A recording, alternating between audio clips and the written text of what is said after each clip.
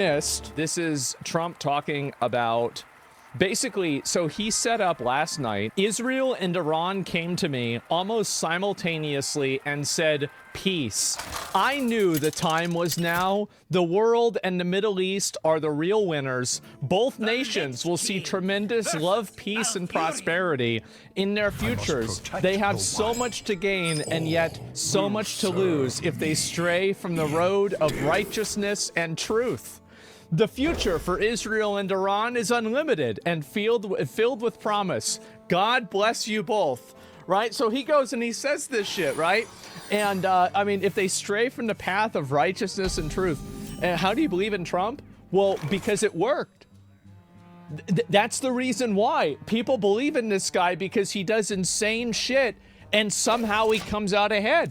That's the reason why. I mean, it shouldn't work. It shouldn't happen.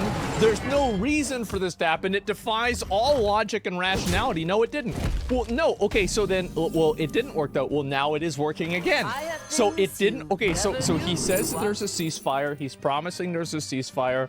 Everybody's saying is that, you know, Trump, you know, should get the Nobel Peace Prize. Everything is going really well.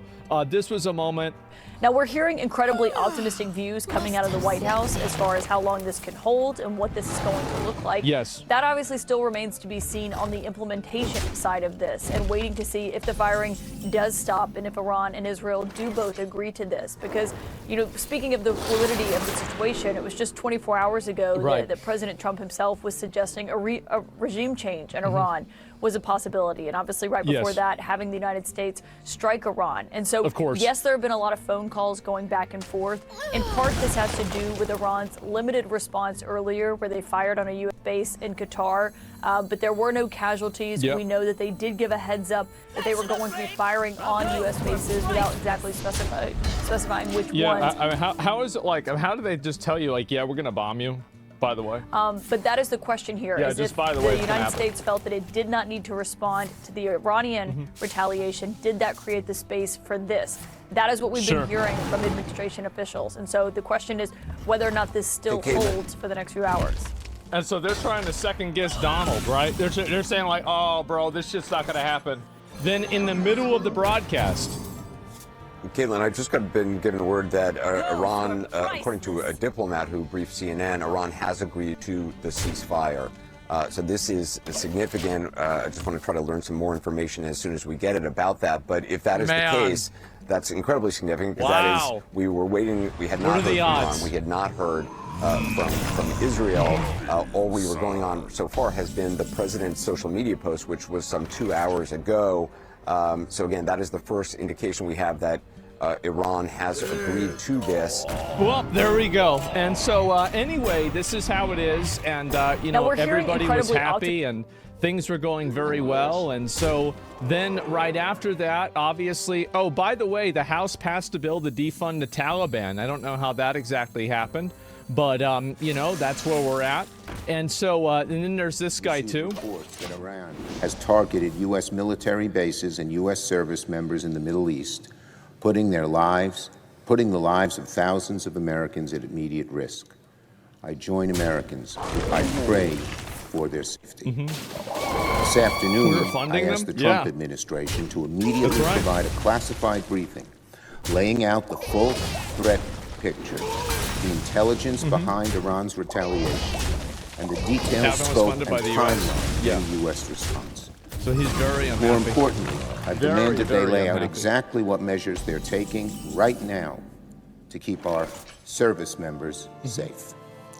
As I said Saturday night, Congress and the American people are owed answers. No president should be allowed to unilaterally march this nation into war with erratic threats, no strategy, no explanation. Man. That's why I've called on Leader Thune to hold a vote immediately. That's crazy. To enforce more powers. Wow.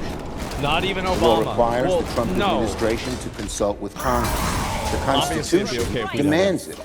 You know, and the really American people, especially the families of those in harm's way, deserve nothing less.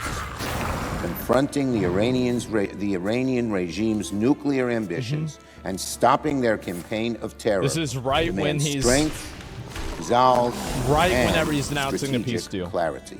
Man, and so they're crashing out. They're mad about this, obviously. And anyway, so this lasted for, I'd say like 5 minutes. And so after that, this is kind of what's interesting too, is that, let me go back over here. And big surprise, they violated immediately. And you could tell that the ceasefire was going to get violated. How do you know the ceasefire was going to get violated?